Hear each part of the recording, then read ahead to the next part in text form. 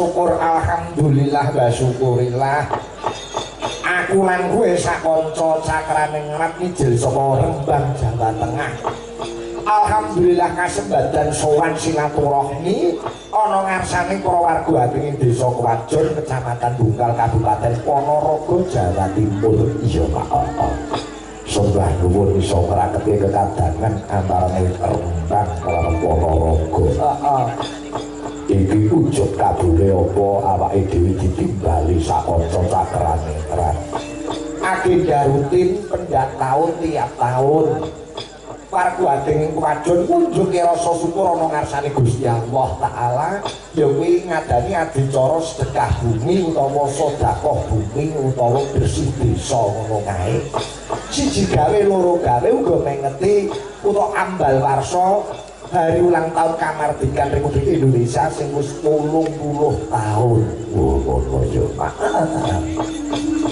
Warga masyarakat ing Kwajon ngunjuke rasa syukur mring Gusti kanthi ngadani sedekah bumi. Wong syukur ki carane maneka warna kok. Ana sing ngucapke hamdalah, ana sing nemplekke bathuke nang lemah utawa sujud syukur. Ning kabeh mau syukur secara individu utawa pribadine dhewe-dhewe. Lah mbambahe dhewe biyen luhur awake dhewe gawe event utawa acara nggo syukur bareng-bareng wong sak dusun ya kuwi sedekah bumi utawa bersih desa. Ngono ya Pak. Jaman biyen anggere bar panen raya, anggere bar ngepe gabah-gabahe garing, pancine ditutu bareng-bareng terus dimasak bareng-bareng, dahar bareng-bareng. Sadurunge dahar donga ya Allah, matur nuwun lantaran bumi Kwajon, kula sak keluarga, kula sak anak putu kula saged gesang. Oh, coba. Uga hormat marang Aki Danyang Nyai Danyang sing babat-babat desa kene cikal bakal desa kene ya kok. Anane wong saiki mergono piyayi kuno. Oh. Iya ya. Muga-muga kanthi gelar kelir payangan bniki desa Kwajon iki kawis ing rubida. Amin. Kabeh para masyarakat pinaringan bagas waras. Amin. Gampang golek sandang pangan, para kadang-kadang tani bisa panen kanthi becik murakapi kanggo keluarga.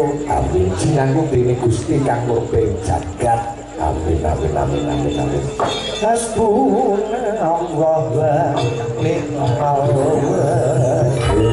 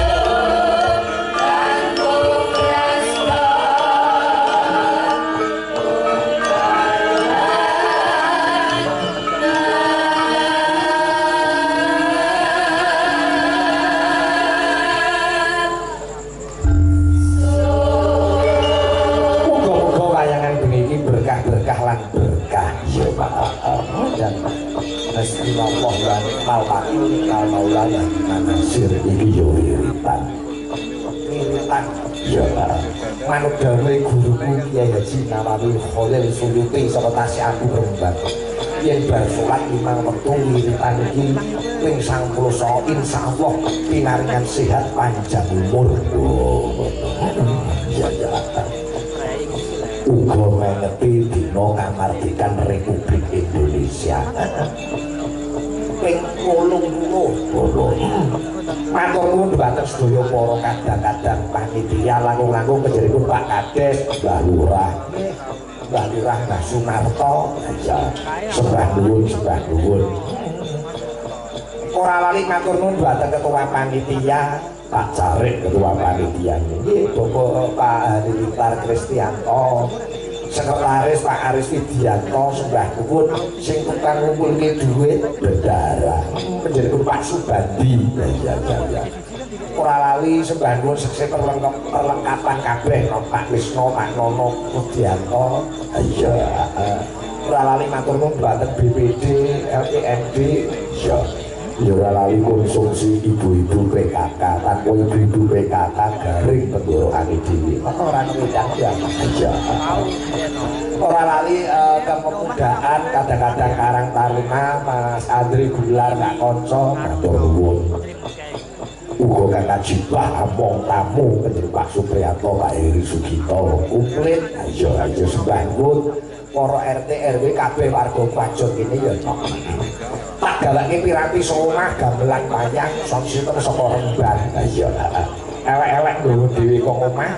Coba untuk menyambut ya kuwi hari ulang tahun kamardikan Republik Indonesia sing kaping 80 lancaran 45.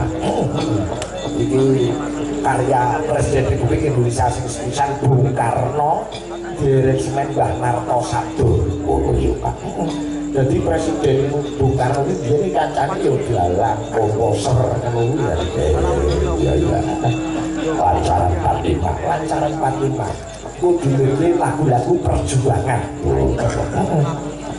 Iki ana bintang tamune, bintang tamune bojo Majapahit karo Jawa Klubung.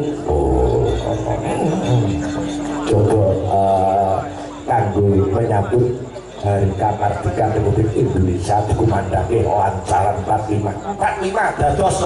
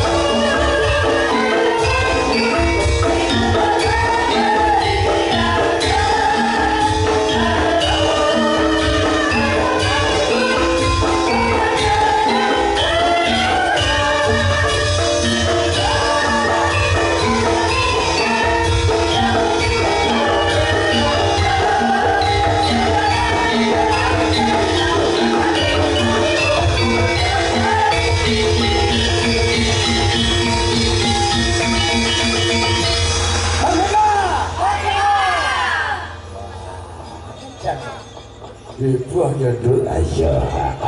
Lagu-lagu perjuangan digarap nganggo gamelan. Presindene ana Citro Lupat Monem itu 8.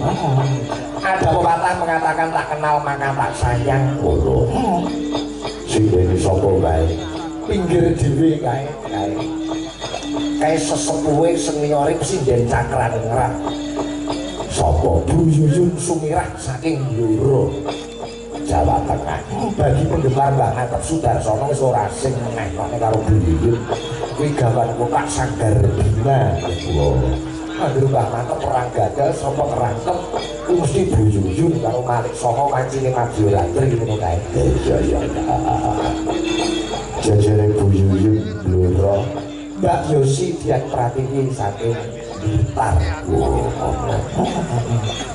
Jajare Mbak Yosi menika Mbak Rani Ayu. Ini Putri Ponorogo. Pirang-pirang tahun ning Cakraningrat Rembang kono alhamdulillah saiki wis dadi ASN. ASN iki opo? Mbuh kok jenenge ASN sing diseragami kota Ngisuk ngono kae. Ya. Konsektor driji karo mripat ngene. Ya. Mapan pegawai negeri mapan ono Dinas Pariwisata Kabupaten Magetan. Melu seneng. Jejere Mbak Dewi saking Nganjuk. Terus tengene Mbak Indri saking Tuban. Iya. Jejere Mbak Lila saking Rembang, terus Mbak Melani saking Rembang. Sing pinggir dhewe iki putri saka Buntal Boja. Nduk Najwa Boja iki presindene Awang anakku ngono. Dene bapake mayat cedak omahe. Kulo nderek Pak Oke ayo. Oh iya. Ben dirasakne penak ngene bapake apa anake ngono tadi. Najwa iya nganggo sikap ora. Kira wayangane Awang sing dalil-dalil ya iki. Iki bintang tamune Mas Jo Kritik karo Jo Lutuk panitia cekat sukat terdinas terampil. Bintang tamune sinten Pak Sigit. Monggo nderek Mas Jo nggih saged. Ya. Ya diaturi munggah ini. Lagune aja dipleroki. Aja dipleroki. Iya. Yo aja mlerok. Layang kuwi bek pangkon yo pirang-pirang. Ngono. Ndak Limbo iki saking Pak Wo Wajun. Nggih. Iya. Nyuwun fragmen nggih ya. Ya. Fragmen Sri Tanjung wae ya. Wis dibesuri rokok. Ya. Sudah dulu. Sadurunge saja satu lagu sih ya kok mergo kedengaran sing rias. Ya. Tapi tadi gunting aja ya. Satu lagu aja. Menampilkan ini sing junior Putri Ponorogo ini Najwa aja. Ceritanya dia tahun ini aku ngundang gitu tadi ya. Ngantik larasnya pelok aja. Penake ngatik ditumpake apa? Aku apal pakai tanya apa ngene iki. Ya, iki dome lho pasir gemelar ya.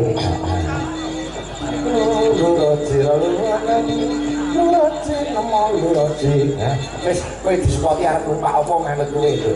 Iki lho Najwa.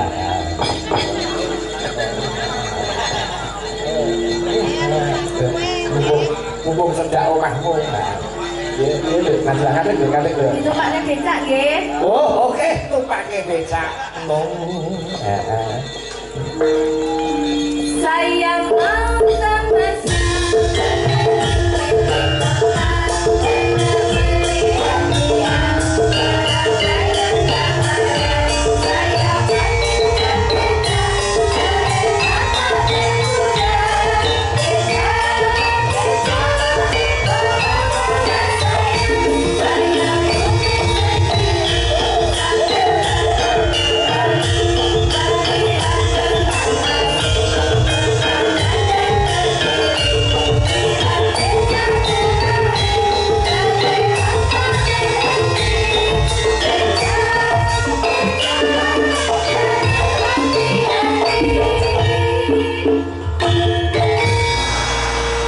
Selamat malam, Bu. Sugeng dalu Pak Dalang. Nggih, daleme Dukal nggih. Nggih. Desane pundi lho Mas? Desanipun Bancar. Bancar. Bancar nggih. Bancar. Kuliah wonten isi Nggih. semester Semester 5, berarti semester 5. Oh, seangkatan karo Awang nggih. Nggih. Iya iya. Begini gedene dene Pak E. Nggih. Anake pun jadi Pak E. Oh, enggak ada pacar dereng. Dereng. Oh, dereng. Nanti ngono tak pek mantu dhewe. Nggih, nembang yo, iki nembang. Iki jurusan apa? Seni rupa apa karawitan? Karawitan. Karawitan. Nggih. Padha karo Mbak Indri yo karawitan. Nggih. Nggih, SSN lawas ya ini. Nembang yo kanggo ngenteni Mas Jomridi karo Mas Jomruduk satu lagu biasa ben rampung panjenengane. Heeh. Sesuai kehendak arep kembang apa ditujukan kepada Oh nggih. Penyuwunan apa mawon? wong penyunane akeh. Apa nggih? Sing nganggo bawa lho, nganggo bawa. Bawa. Larase slendro songo. Ning. Nong. Request terbanyak iki podang kuning lho. Oh nggih. Oh, podang kuning nggih. Heeh. Engko beli kacane karo Mbak Ayu kok. Heeh.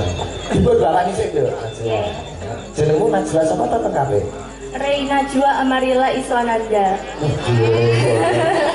Apa Reina Jua Amarilla Iswananda. Ya wis. Kuwi bocah saiki jenenge kaya ngono. Gen Z kok. Oh, Gen Z. Nggih. Slede. Gen Z ini omongannya slede. Nabian itu.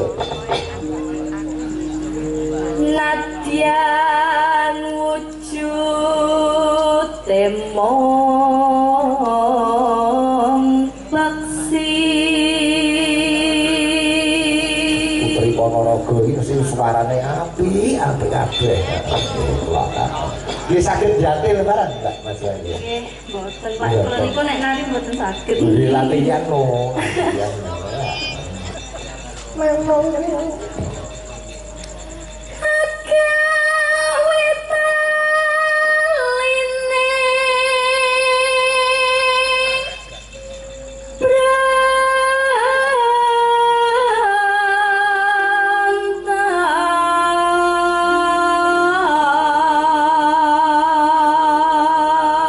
dikancani Mbak Ayu, Mbak Rani.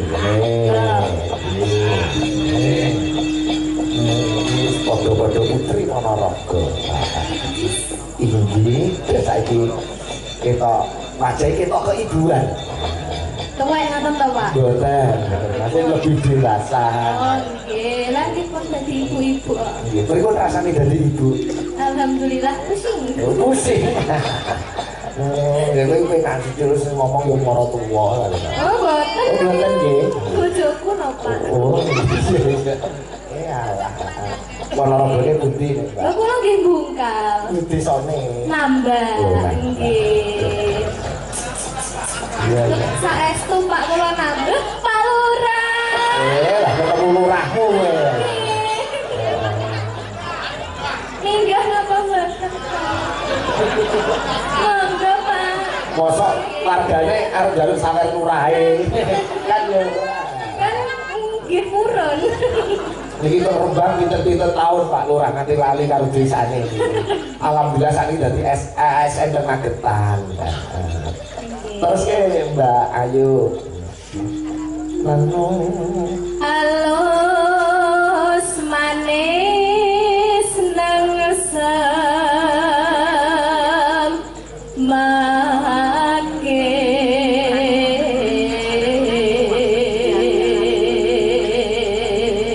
Saiki sing mirsani sebelah kono ora ketok di bendo api-api.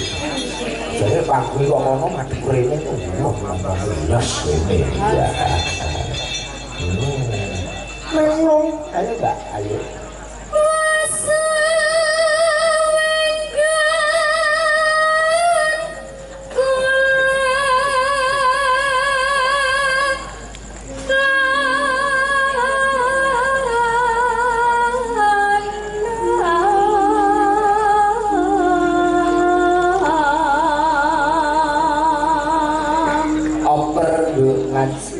Artinya najwa itu apa sih?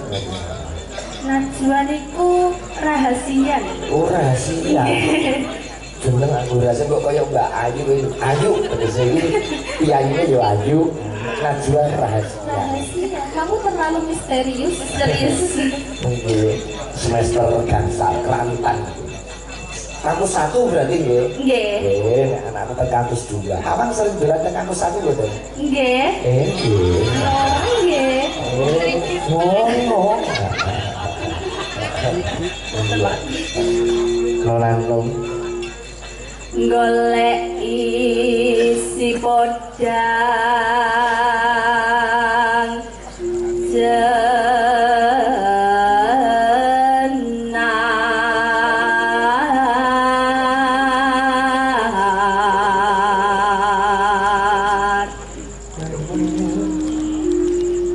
iba bunga hengra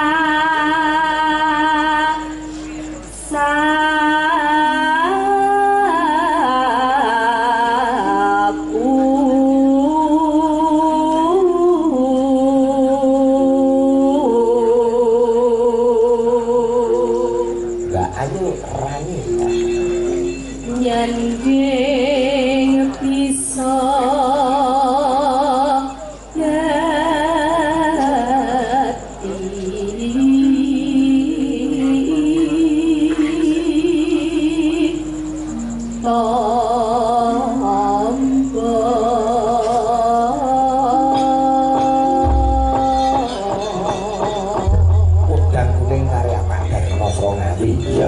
coba buka saking vokal duh najwa lengoy yo esok awan ning omah wis ora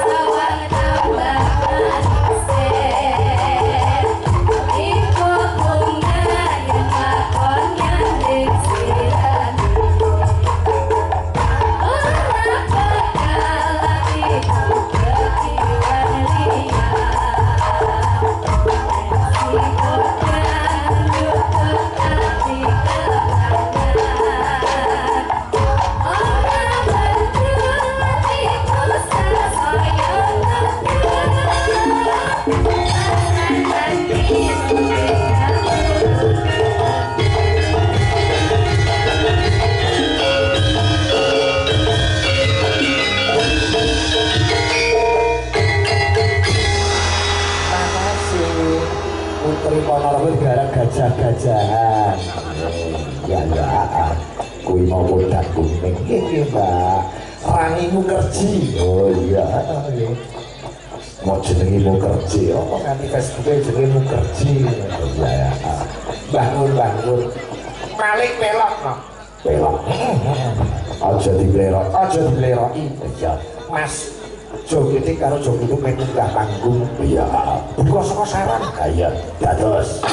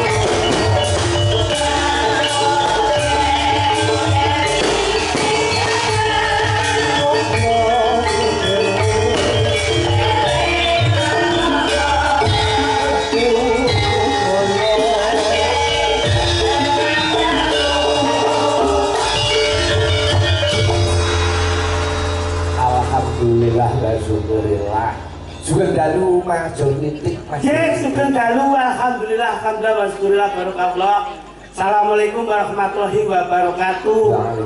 Alhamdulillah Mas Sigit, Mak Cange Yulimbo, wangsul malih wonten tlatah bumi Riok Ponorogo. Inggih, kula panjenengan pikantuk amanah saking beliau Bapak Lurah Wajon, Bapak Sunarto sedaya perangkatipun lan mambah sedaya warga masyarakatipun. Insyaallah dalu menika ngawontenaken tasyakuran bersih desa tinampi kajat niat ingkang ikhlas mungging para warga ing Wajon ridho lan hidayah tansah mayungi warga sedayanipun Allahumma amin.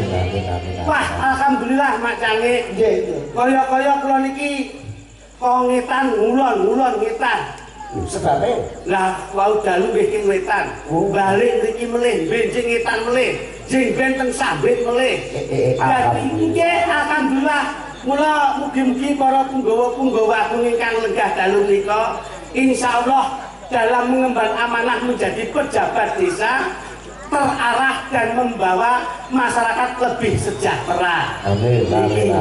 Kula niki kaya seneng-seneng ngoten niki, Pak. Sebabe masyarakatipun penontonipun jan mboten kaya Ponorogo, Mas. Wah, hebat. Panjenengan pirsani wingking nika wiwit wingking ngantos dumugi ngajeng, mboten wonten ingkang cemuwit, mboten wonten ingkang jumeneng. Ini menandakan bahwa masyarakat Ponorogo yang sudah menanamkan jiwa akhlakul karimah yang hebat, membawa harkat martabat lebih kuat, budaya Jawa yang selalu dijunjung tinggi. Tepuk tangan untuk Wajon Bungkal Ponorogo. Tenang Mas. Pucuk kabule bersih desa sekaligus mengeti hari ulang tahun Kamardikan. Estu ini dua acara dijadikan satu. Gen mboten repot, gen mboten nyusahke wargane, ora nyusahke para masyarakate. Tur irit. Loh, Irit. boten irit. Janipun dalu niki nyuwun pangapunten. Benjing nggih kesih dipun terusaken pengaosan. Benjingipun malih memeriahkan HUT RI. Ning gandeng niki sing numpuk ning layangan bengi niki tok, nggih niki sing dilakoni sik. Boten lho Mas. Sampeyan iki karo sapa kaya meneng iki jadi kayak kesanipun kayak kon munggah pun ngomongi dak gelatinan munggah aja maem sik. Lah terus Lah ngeten iki angger bar mangan ngantuk kaya manuk. engko Dares ngeten iki. wareken kae. Ojo omongi niki bejo tok entuk rawon daginge gerungeti. Basa kula rawon duduhe akeh, belas ra nek sendoke. Sendoke lali. Wong iki tetep kula susut wonten mawon. Mbok melu omong to. Ngeten. Aku lagi ngenteni to. Mas kula niku mempunyai etika panggung. Oh, ngoten. Nggih, dados kalau kula panjenengan itu saling membahas dan berkomunikasi, kula Mas kula niku tahu attitude budaya, tahu pan-papan. Oh, menghormati. Nggih. Sembarang kuwi nek nun sewu Mas. Nggih. Nek omonge akeh mesti bayarane akeh. Oh. Kados panjenengan mayang disewengi utuh. Nggih. Mesti bayarane akeh. Oh. Kula niki kula omong nggih tak okehi. Bayarane ben akeh. Oh. Nek omongane sithik bayarane sithik. Oh, Ngoten Mas, ngoten lho. Wis asa omong ngono penting bayaran. Nah, ngono. Masalahe yo nyuwun pangapunten, para pejabat-pejabat desa lenggah Forkopim nggih lenggah. Nggih. Dadi paling tidak ki yo piye unggah nggo tata krama Subasita Supancatun ada ketimuran ki dibawa. Ngono lho. Kowe nggih ngomong apa ora mau tak matu cotongmu lho. Kok mek ngomong ini tok iki. Si dia pokoknya barokah. Loh, saya itu sebagai pelaku seni yang membawa nama besar Kabupaten Ponorogo. Sampai kita nggih jagal, tak nggih sendenan lho. Ben piye ning Ponorogo iki kita apik lho piye? Wis jane aku itu ae geblak. Ora kok perkara tuweke. Ini bapak-bapak pejabat, bapak-bapak TNI Polri. Ini beliau-beliau yang kapasitasnya berkompeten tinggi gitu Mas. Ngurusi masyarakat. Jadi urun rembug donga pangucapmu iki sing dinteni warga mriki. Lho aja ngono. Nggih, Pak. Oh, Nggih. no, dandanane Jam Nek omong kleru tak geni jo langkung lho. ngono ndak ngomong. Mangsane Wajon. lho. Wis ngerti Apa wis nek ngerti wajon. ngene desane wajon. Wis ngerti nek kene wajon kan ya masyarakat wajon. Kok wajon tok iki lho. Ora crengengesan. nggih pun. Lho. Kok gempet iki lho. Ya omong lambe iki lho. Lah omong apa ya omong gontek ngono lho. Allah ki mene lambe ki nek gunane. Gusti Allah mene mripat ya nek gunane. Gusti Allah mene irung ya nek gunane. Mene kuping ya nek gunane, mene tangan ya nek gunane, mene sikil ya nek gunane. Dadi mripat gawa guna, irung ya nek gunane, lambe ya nek gunane. Lah iki gunane apa? Owe mesti cetek selintisan kok. Wajon Pak wis kowe ora ngomong-ngomong kok hebat lah pokoke desa ngene iki. Sawab dari beliau-beliau ini loh. Para tokoh Sapa masyarakat melih Mbah Narto, Mbah Lurah Wajon menika pun plek kaya kula. Wong kula termasuk Mbah Narto Gas menika. Kok banyak togas? bledosi cengelmu iki. Lha jere. Kok Mbah Narto Gas, Mbah Lurah Sunarto. Lha tapi kan yo dalam institusi pemerintahan desa Mbah Lurah tapi yang dalam kan ya beliaunya sebagai pengepul gas LPG. Kowe iki ora kemeru lho, kok tenang. Oh iya. Mbah Lurah ini pengepul gas LPG.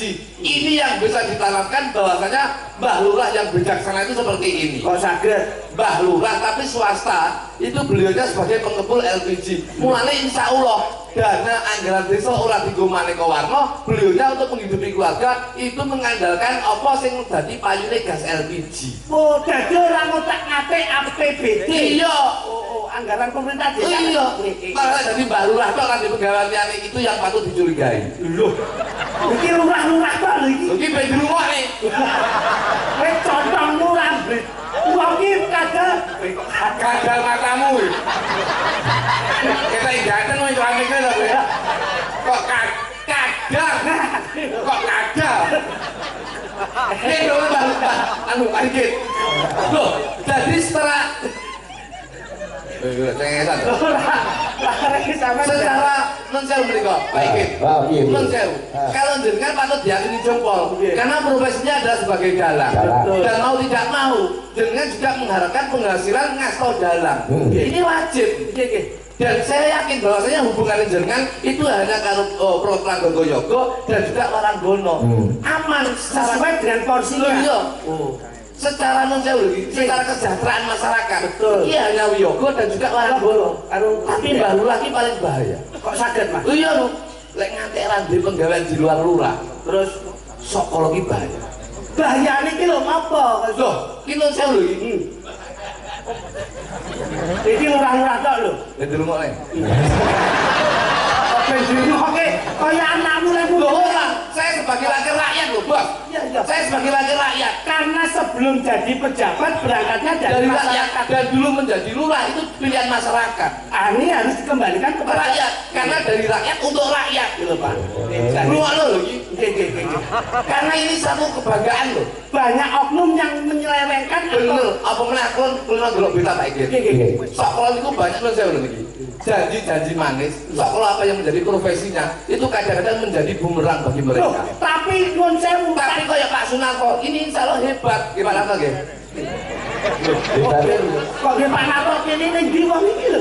Ya itu. Yang mana coba? Ini Pak Narto iki. Lah, iki lho. Wong nek kemana? Iya, lurah bubuk iki Pak Narto.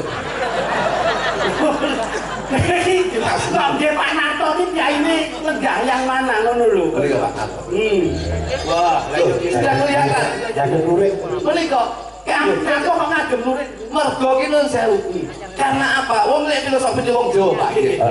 Setelah tidak sengaja Mbah Lurah nggih klambi lurik lawan sebabnya. Sebabnya napa? Mergo lurik iki ana jarwo dosoke. Pripun? Lurus dalam pengembangan amanah menjadi kepala desa, insya Allah orang bakal lirik-lirik anggaran desa.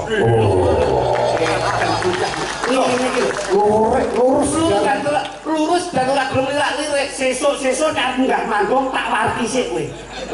Nek warek api kok pikiranmu. Nek kowe welek, Mas. Ya aku gede lebih orang ini biru kayak kamu mau. Iya. Jadi insya Allah lurus orang bakal lirik anggaran desa. Beliaunya insya Allah mengemban amanah menjadi bapak kepala desa. Insya Allah akan Bapak wis ngene lho, wis ngene. Asane wis lebih sak lho. ngene iki biasane iki wong piyayi iki nek gatel kukure lak sak ngene iki. Oh, dadi akan ku jaya piyayi kok. Piyayi iki koyo kowe lho piyayi. Kukur masuk gradak-gradak. Iki insya Allah gila-gila nggih. Kita gila-gila. Itu dilain hitung lah ya. Rumah sampun. Insya Allah begitu. Oh, api lah lama. Ini realita Pak Iki. Wong Jawa kudu bisa meramal. Jadi apa dari wong Jawa? Insya Allah ada kudu dari wong Jawa. Sing dari wong Jawa ya. Sing Jadi wong Jawa sing tangkap insasmito. Betul? Gimana lagi? Ya. Jelas. Boleh sih dia. Nah, ya lah. ini bijaksana. Ini lagi ini selamat tuh. Gara-gara lurik iki mau. Ini loh, Pak. Lurus dalam mengemban amanah. Dan insya Allah orang dulu melirik-lirik anggaran desa. Terus Sing lirik matamu ndak duwe iki kok. Ora lirik piye. Gimana lagi? Omong. Gimana? Ngapel lah. Lah, saya itu menurut saya, keluar itu saya lah. Allah, makasih. Bismillah. Lah, ini ya, lah, ini gitu. Lagi Dalam duit kas betul lah. gas jamu iki kok. Oh, masane ku yo tabungan Mbak Lurah piyambak kok. Lah yo tabung kan yo tabung gas. Oh iya bener ta. Iya Pak. Loh, iki kene lho.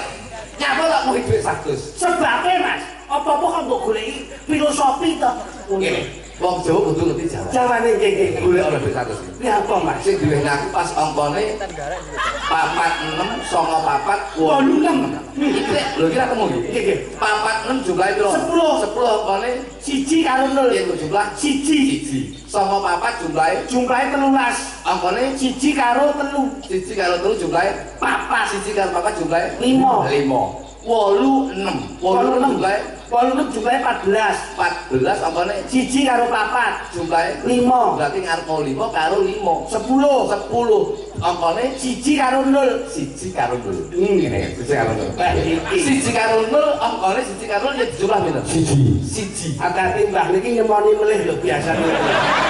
apa artine Sok dredes aku ngejak. siji Pak Igit siji menika yen diotak aduk gaduk menika yen wong Jawa saged dipun wastani wong Jawa biyen ngarani ana digoleki jodoh rezeki Pak Nggih. berarti lek siji temune jodoh Wah. jadi Mbak Lurah ini sudah terbukti dari jodohnya warga masyarakat. Insya Allah kedepannya pejabat akan dekat dengan masyarakat dan masyarakat akan melekat jadi pejabat. Luar biasa. Ketutangan Mbak Lurah edan kowe dan tenan. Iki bos siji Iya. Iki kita mulu kok. Nggih. Aja mbok delok duwite. Sing disawang opo, Mas? Sing disawang ki nominale. padha ae Iki ya kowe iki perkreditan perbankan apik kuwi. Kita Pak Igit. Pak Igit. kok kayak omong bayarku nek akeh Oh iya dong. Ya ora. Bener. Berarti wis sudah terbukti. Terus lho. Asmane Mbak Lurah Wajon. Nggih. Wajon niku sudah terbukti bahwasanya desa ini menjadi barometer percontohan kerukunan bermasyarakat, berkompakan, berbineka tunggal ika, mempertahankan persatuan dan kesatuan NKRI harga mati Pancasila sakti. Loh, ini loh. Keluarga masyarakat yang rukun, Pak. Wah, niki kok ada mau iri, Pak. loh, Kecemburuan sosial saya terhadap warga masyarakat Wajon ini timbul setelah saya melihat warga masyarakat seperti ini. barang apik ini dicontoh ora perlu dimeleni. Sesuatu yang sukses kita contoh prosesnya. Ngono lho. Yang kulon itu nun saya Pak Igit. piye Warga masyarakat itu ada dua kubu. Oh, terus ngono. Ya. Akhirnya Akhirnya tidak akur, tidak Ora akur. belum sampai sekarang. dulu Ngantek saiki ku nek peraturan niku wong wedok niku maksimal metu bengi jam 10 bengi. Iya. Wong lanang Nggih. niku metu bengi jam 12. Nggih. Niku nguyuh dicekel, Pak. kok yo aneh ngono Lho nek kene lak rukun, Mas. Nggih. Penak disawang endah, sejuk harmonis. Gonmu kudune harus ditanamkan seperti ini. Oh, iya, betul. Kekompakan harus dijaga. Tenanan. Kok mati wong wedok dibatasi jam 10 harus di dalam rumah. Nggih, Pak. sing wong lanang Wong lanang niku jam 12 bengi niku nguyuh dicekel gitu. Lah Berarti sing kok yo ngawur kuwi yo kok dicekel dosane apa lupute apa Lah napa kok ngawur? Loh iya no. lah kuyo dadak dicekel Lah cekel boleh apa bak mabit to, Pak. Masa ditaleni kawat. ora dicekel polisi lho Dicekel dhewe. oh Ayo sesuk tulung tekku cekelno ya Le. Kowe omong blesa to. Mangsane kekuatan dan kemampuan itu tergantung dari warga dan masyarakatnya. Iya. Wong jenenge pemimpin kuwi hanya untuk meridhoi, kanggo merekomendasikan. Ning sing duwe tuntutan tetap masyarakat. Masyarakat. Gitu Mas. Iya. Lane nuwun sewu Mas. Yayi ngriki nu sederhana, ibu-ibu ingkang mirsani, ibu-ibu muslimat nggih sederhana, bapak-bapak nggih sederhana. Niki yang dinamakan di sini tuh tidak duweni rasa sugih ora malih, penak ora gelem ndangan nu nggih wadang ngriki, Mas. sugih ora malih Penak ora ndangan. Ngono. Parpo dadi pejabat nyatane ya tetep anda pasar kepenak sawunge. Lho. Omonganmu iki duluan, Pak. delok piye Kowe muni piye mau? Ibu-ibu di sini tuh sederhana. Sing sederhana iki wong lanang-lanang. Lah kae lho pirsanono ibu-ibu deloken kae yo ngagem batik biasa. Adik biasa lo dandan lo ayu-ayu kaya ngono. Lho, jilbab ya apik-apik kaya ngono. Wong lanang dolan songkok e dolan biasa. Yasinan yo kuwi, tahlilan yo kuwi, nglayat yo kuwi. Ya ora? Lah yo niki. dan ibu-ibu Ibu-ibu ki lek arisan yo jilbabe beda. Sok kalau ki kumpulan karo warga PKK ki yo beda. Delok wayang yo beda. Arisan yo beda. Wong lanang becek yo beda. Wong lanang ki bendino nglayat yo kuwi. bajine Pesine tahlilan yo kuwi. Ya ora? Nggih. Yasinan yo kuwi. Iya. Delok wayang yo kuwi. Delok sapa kate lempak-lempak koyo. Wong wedok itu ayu-ayu kaya ngono kuwi. Wong wedok iki lho sik dalan sik wedaan, sik lipenan, sik celaan, sik wedaan, sik sembarang. Nggih. Ragane piro wong wedok itu? Ya oke. Kowe kok nyepelekne? Iki kata-katamu iki diskriminasi lho kowe. Lah apa? Wong lanang iki mesakne lho. Kok kowe belani wong wedok iki rumasamu kaya apa kowe? Lah kan. Lho. Wong lanang iki mesakne. Mbak lurah duluan. Pesarono kuwi. Apa? Lah gelure itu. Demi ilang lho. Lurah kok tak delok dandan ayu kudu dimecikne. Lambe coklat, jilbab ya kudu coklat. Lurah. Jilbab anyar ora mungkin. Bu Lurah ki ngunggahke garwane Pak Lurah. Apa Pak Lurah salah satu dhewe? Lho paling tidak didoke ki lho bojone Lurah ngono lho. Wong ki Dandan ayu apike wong wedok dandan kuwi diaturi karo kanggo garwane. oh jadi pelane wong lanang kowe. Lho, Ora trimo. Wong lanang iki mesake. Nyambut gawe isu nganti sore. Kene srengenge meletek. Wong wedok mek tengok ning omah. Lah kalau kowe direng. lah rumangsamu kene iki yo sepuh direwangi sewengi muput ngempet muyo. Tapi nek sing dalan ayu. Oh. Lha ora. Kesare ning omah. Kene bojone wedane ora tau. Rabi nggih daster jebol-jebol. Terus kok kuwi daya rekoso lho, Pak. Rekoso. Aja ngono kowe le. Lho, lah nek ibu-ibu kae yo tak ewangi lho. Lah kek senajan to ibu-ibu kae paling rekoso lho. Rekosane apa? Sudah disahkan negara bahwa ibu itu adalah tiang negara. Wong lanang iki yo tiang jalur, ngawur. Kowe kok ngono? Iya lho. Wah, aja kaya ngono le. Hidup lanang. Oke, lho. Rasane iki. Pak Sigit. Ora ngono kowe. Ayo, Ibu-ibu ya lara ati lho. lara ati preksa. Lho. Berarti kene hepatitis. Sampean ngomong banter ngene iki sing mbok omongke ora Mewakili wong lanang. mewakili wong lanang. Iya. Pak iki wong lanang-lanang kok. Kae yo kae ibu, kono yo kae ibu. Kowe omong kaya ngene iki mbiyen lairmu metu kok ndi?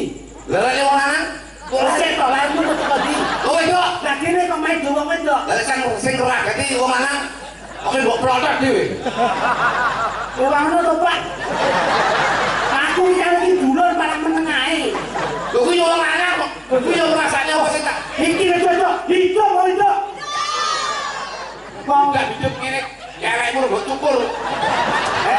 kok wedok rekoso ki Mas iki? Kae ibu nuwun sewu. Isu kon bangun tidur. Subuh tangi isak-isak. Nyapu, umbah-umbah, masak gak sarapan. Olah-olah. Sarapan. Kene sarapan. Iya. Enek sego enek jangan sing blonjo sinten? Sing lanang. Lagi.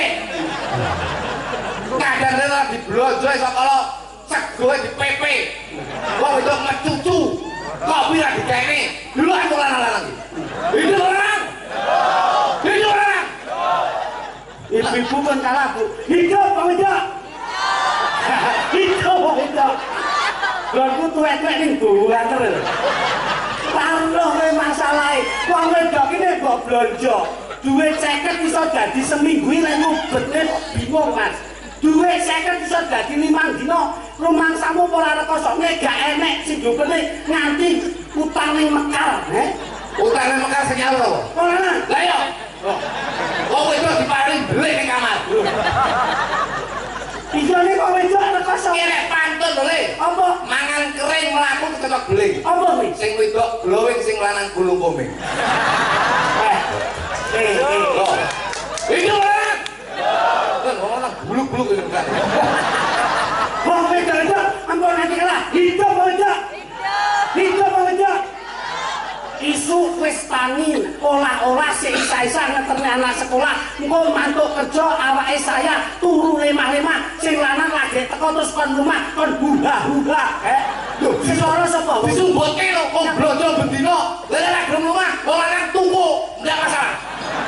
150 ribu jos. aneh lho Ayo, kok sak penakmu kowe ora wani sik. Ora wani sik.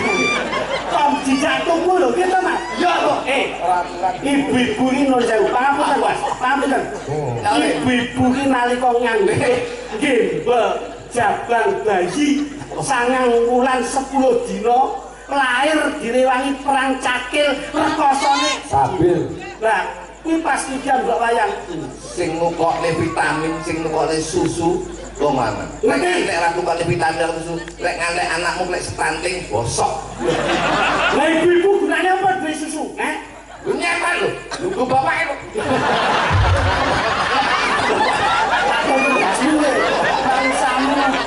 Kok iki rekoso wong wedok to Mas kok wedok iki rekoso kok mbok hidup Tuku kok lek semane iki.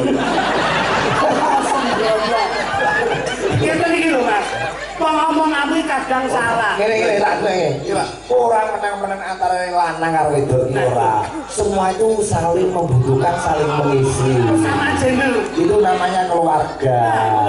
Sing kakung mendukung sing putri, putri mendukung sing kakung, saling mengisi. Alah, padune karo Mbak. ora hidup aja hidup aja hidup aja ayo kowe muni hidup wong lanang lho hidup